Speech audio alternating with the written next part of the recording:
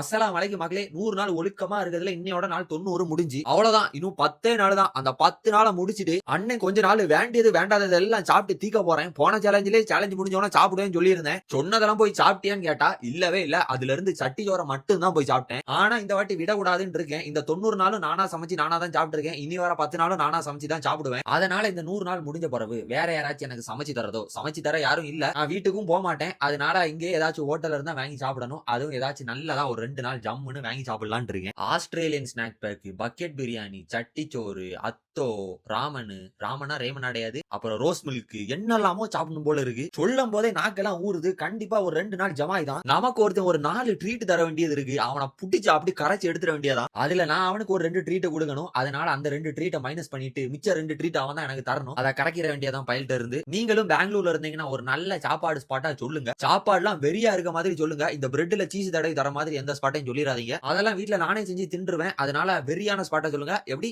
வெறியா இருக்கணும். வரட்டா. ஒழுக்கம் முக்கியம் மக்களே.